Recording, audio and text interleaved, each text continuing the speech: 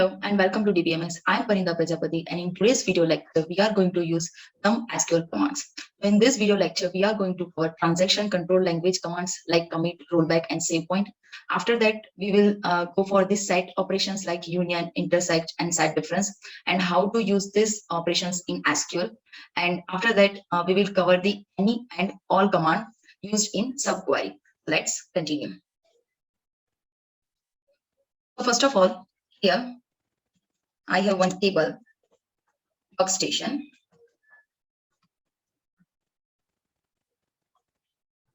So in this table, as you can see, I have one column ID and the values of IDs are 1 and 2. So suppose let's insert one value in this table. So insert into workstation values, and in bracket, suppose I'm adding 3.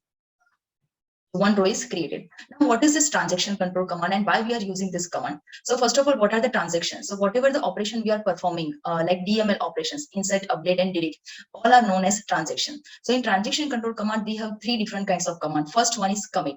So what is the use of commit? Whenever you want to make changes permanently to your database, then you can use commit. So suppose I'm writing commit here, then enter. So like commit complete. So whatever the status of my table right now, it will be saved permanently to the server. So suppose I'm doing Terraform workstation, then records are 1, 2, 3.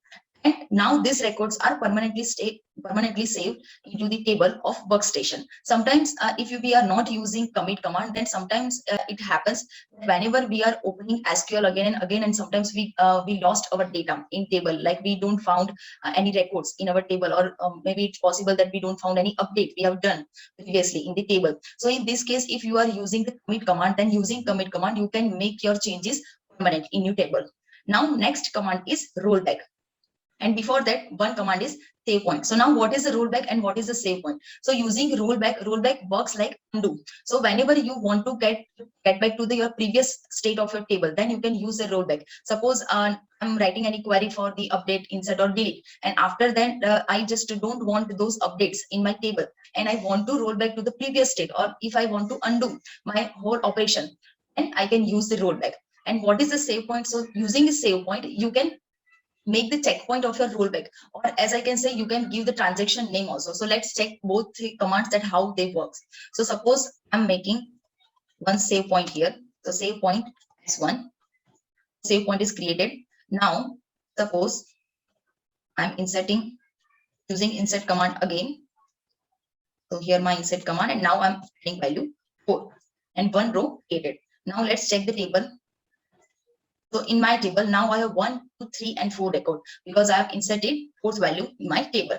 Now suppose I don't want this 4th record, or I want my previous table state.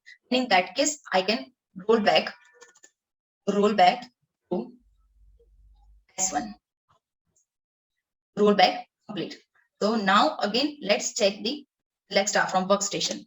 And as you can see, now my records are 1, 2, 3, and 4th record which I've added after the save points is deleted, or I can say rollback. So using rollback, you can get back to your previous state of your table. So this is all about transaction control on. Now next, there are set operations in SQL.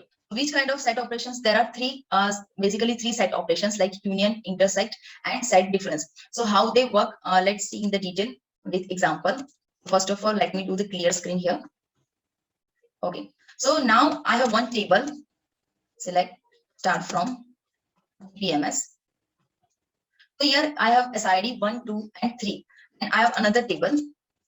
Select start from DS, where I have SID 1, 3, and 4, which means a particular DBMS subject, those students who are studying the DBMS subject, that SIDs are 1, 2, and 3, and those students who are studying the DS subject, their SIDs are 1, 3, and 4. And some of students have taken both subjects, like as we can see here, 1 and 3 SID is in both the tables. So that means 1 and 3 students has taken the DBMS as well as DS. Now suppose there is a query, find out the student or find out the SIDs from your table who has taken the DBMS or DS or both subjects.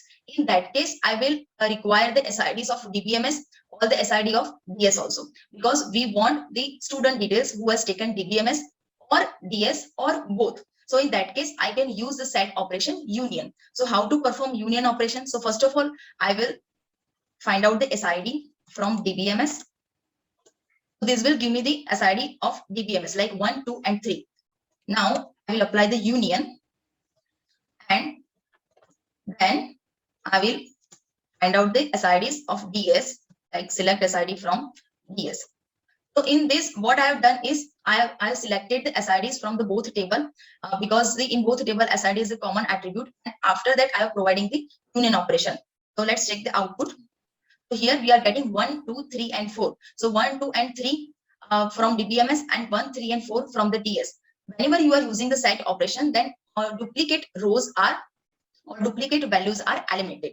So here we are getting all the students, or all the SID who has taken the DBMS like 1, 2, and 3. We are getting all the SIDs who has taken the subject DS like 1, 3, and 4. And the another question was who has taken the both subject DBMS and DS. In that case, we have 1 and 3. Now suppose my next query is find out the SID of those students who has taken DBMS and DS both. That means I just don't want the SIDs who has taken just DBMS or just DS. All I want is the common SIDs who has taken the DBMS and DS both. So in that case, I will apply the intersect operation. So the same manner, first I will find out the SIDs from DBMS. Then I will write intersect, and then I will select SID from DS. So this will give me the result of 1 and 3. And as we can see in our table, like SID 1 and 3 are the only common SID in both table. Now suppose I want to apply this set difference operation. In that case, I have to write this query just like same manner, but here I have to use the word minus.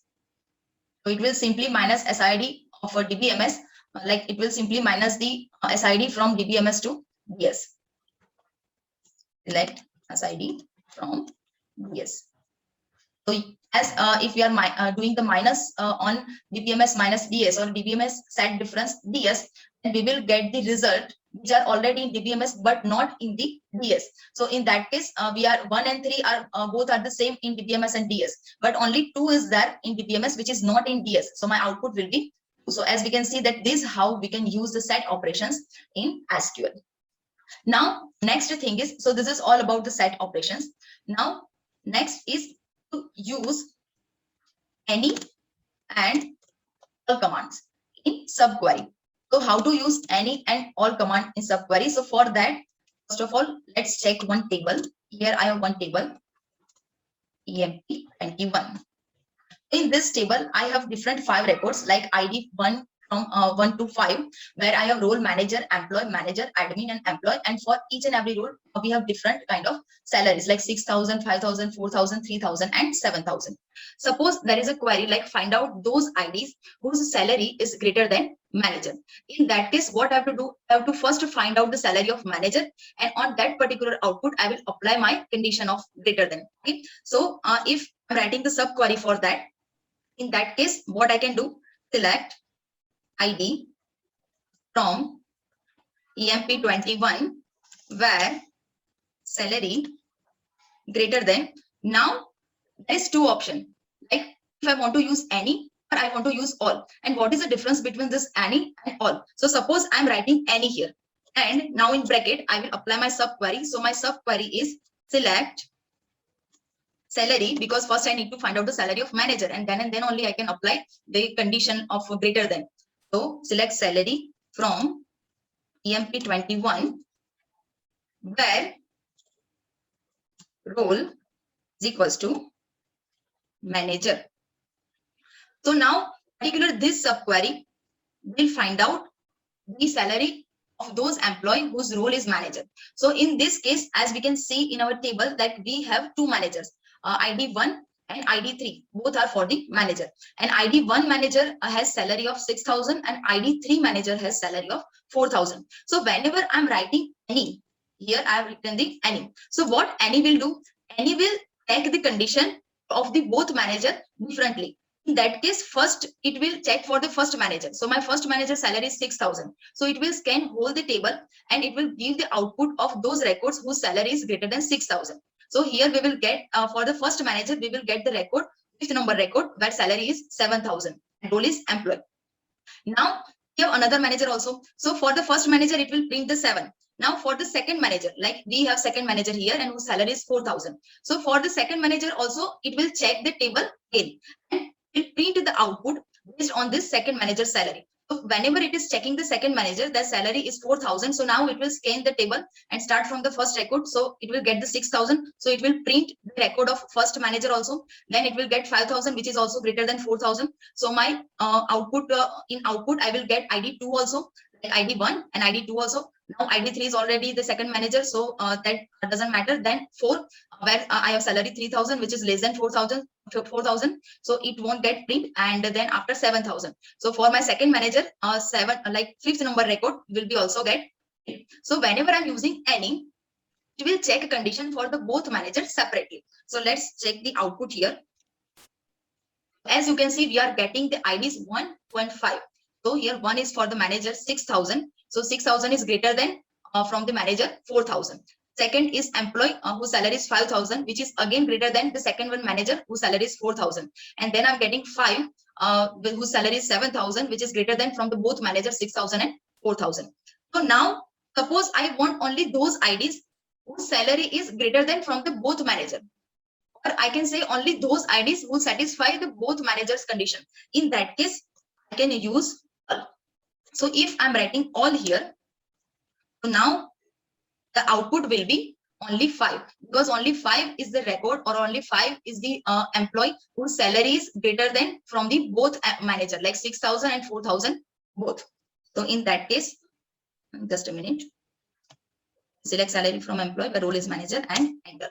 So as you can see that we are getting the output 5 only. So this how you can use any and all operator in your subquery. So this is all about any and all operator. So that's it about this video. Thank you so much.